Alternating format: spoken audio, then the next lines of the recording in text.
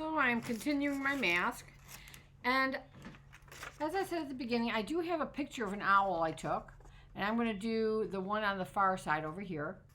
Nice big round head, nice big eyes opened up. And so that's the one I'm doing. So I wanted to indent the eyes. I had been doing the feathers around the face, but I wanted to indent the eyes. And so it's just a little bit of some problem solving. Got to think of some different ideas and then go with your best option. So I'm making just these little cups out of salt dough. Put a little water down to help stick it. I'm popping it right there. And then I'm kind of shoving my pre-baked eye right into that. And my pre-baked eye can hold up pretty nicely because I pre-baked it. If I have any cracks, I can use the back of my spoon. A little bit of water to smooth over any cracks. It seems to smooth over pretty good if you do that. I've also found that after it's fired, sanding with sandpaper, it works really well. So now I have to decide something. I'd like to texture this as I look at this. I want the texture to be different than the feathers. So I think what I'm going to do is kind of an interior kind of a feather. I think I'm just going to use a butter knife for the texture. I'm going to push that down a little bit, make sure my eyes are pretty indented. And I think I'm just going to go ahead and use my butter knife for a little bit of the texture on that. Just to get a good, cool feeling of the different kind of feathers that are around the eye there. It's also very design oriented.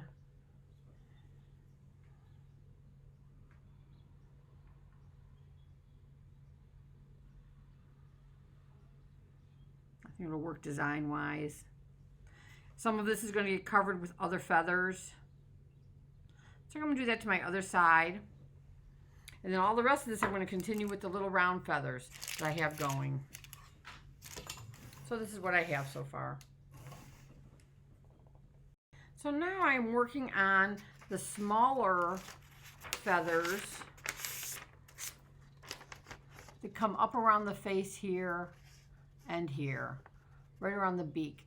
These bigger feathers, I want to be able to lay over the top of those. So I've stopped doing my bigger feathers down here and I've started doing the smaller feathers. And that just means I cut out smaller little pieces of clay from a coil. I rolled another coil out and started cutting smaller ones. And I just roll them in the palm of my hand, put a little water down, and put them so they look like little feathers. And I'm just going to copy what I see here and put the feather pattern on the way I see it. And if I can keep building it up as much as I want until he becomes very, very fluffy.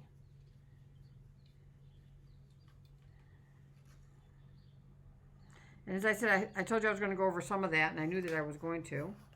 I wanted that layering up there.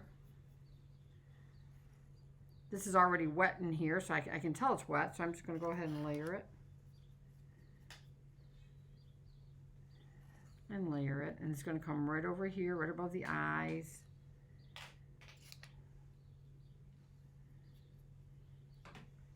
I'm just putting this little base set of feathers on right in there. I'm just going to keep it going right there, and then I'm going to go back to the bigger feathers around in here that overlap them. I might lose some of this, but that's okay. So this is where my owl has gotten to. You can see that I'm using smaller feathers here. I've put a ring of the salt dough around the eye to try and embed the eye a little bit more. I am adding more feathers on top of here. I'm slowly starting to run out of clay, and I've noticed that my clay is getting a little bit dry, especially my small pieces that I might still want for some more stuff around the face. So I just sprinkled them with a little water, and you can put water in the palm of your hand too, not too much. As I bet you have found out, the salt dough wets down very easily. And next thing you know, you have gunk, and it does not work very well. So I'm going to continue to put feathers around the face. I'm going to bring the feathers all the way up into here. And if you look at my picture, these are baby great horned owls. So at some point, I'm going to have to add a little bit more up in there. And then that's going to be the end of it. I'm going to go ahead and bake it. If I need to make more salt dough, I can. You can do 1 cup of flour to half a cup of salt also.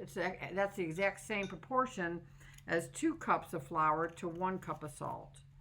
So you can always not make quite as much, and then just go ahead and use that. So I'm going to keep building this up and filling it in, and you'll see it at the end. So I wanted you to see the very ending for it, in case I do something that maybe I haven't shown before.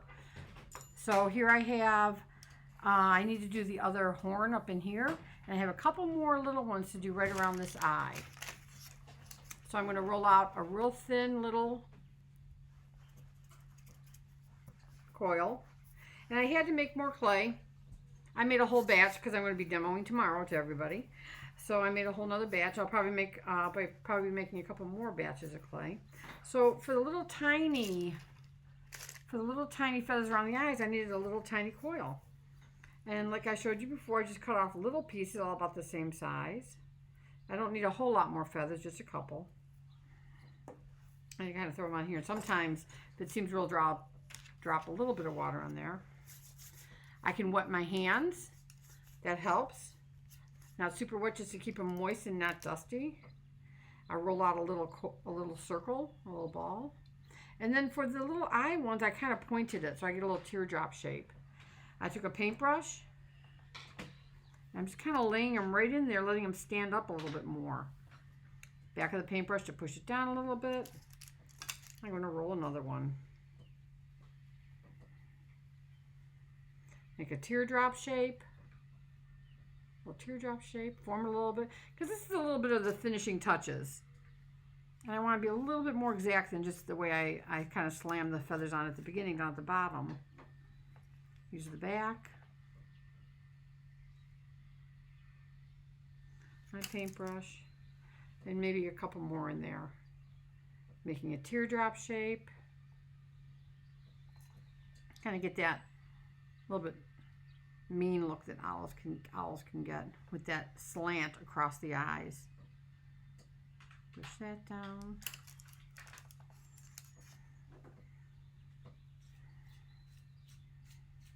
And if my clay gets dry, my Salto gets dry, I put some water on it, just small pieces,